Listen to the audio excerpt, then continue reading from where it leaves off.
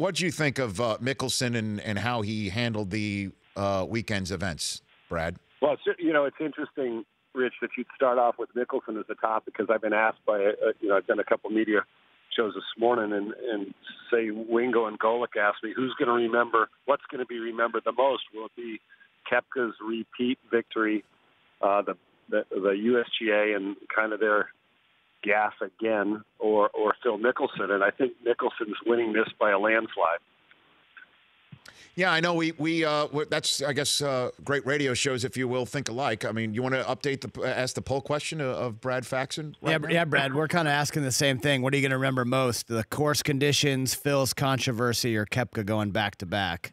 No, unfortunately it's going to be Phil by a landslide in the statement that he made. And I said on the air on our opening yesterday that I don't know that this was totally premeditated, but I think it was calculated. And what I mean by that was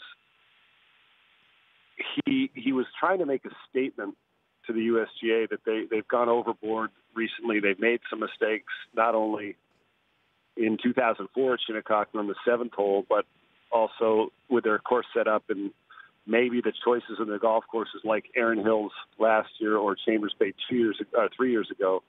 And, Mickelson's been the bridesmaid 6 times in the U.S. Open, 4 times in the state of New York. But I don't know that he's getting over this putt on the 13th hole for bogey, thinking I'm going to hit this by intentionally so that I can run after it and one time it back up and get out of here.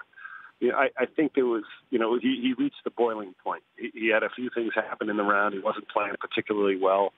And he knew that ball was going to roll off the green, and then kind of figured out where it was going to end up was not in a good spot. So instead of stopping it, he hit it while it was in motion.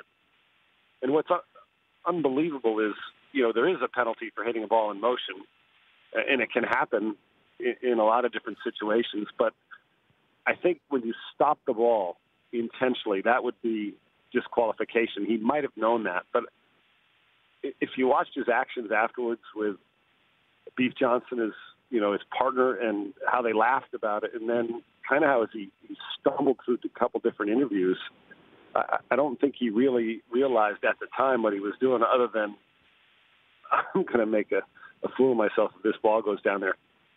Because he simply could have just taken an unplayable lie and re-hit the putt.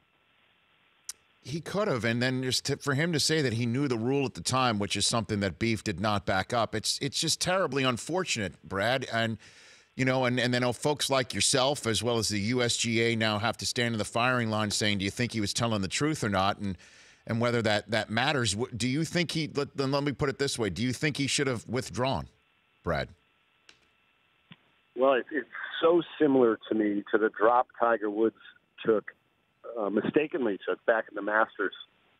I believe that was 2013 when he hit the flag stick on the 15th hole, his third shot. The ball goes caroming off the pin back into the water, and then he went back to replay the shot and didn't do it from the exact position, later admitted it in the press room, and signed the scorecard. And the Masters organization, everybody wants to put it on an organization so there's not someone that gets blamed singularly, said, no, we're going to come up with this obscure rule and let him play, obviously knowing the ratings and Tiger's sex appeal out there is so important. And then, the same John Bodenheimer and Michael Davis from the USGA said they have their committee, and the rulings, I can't remember the numbers and the rulings, but they said, no, there's a little used rule, and that's what they used to allow him to play. Now, I think if Phil withdrew, I think he would have been admitting that he broke a rule, and I don't think he thinks he broke a rule. And so my reaction to the whole thing, like everybody else, was shock and surprise. You've never seen that before, and you might see many Christians wearing a bracelet that says, "What would Jesus do?" WWJD. I always try and think, what would Arnold do? What would Arnold do? If he was, our ring bearer, Arnold would have never done that. Jack would have never done that.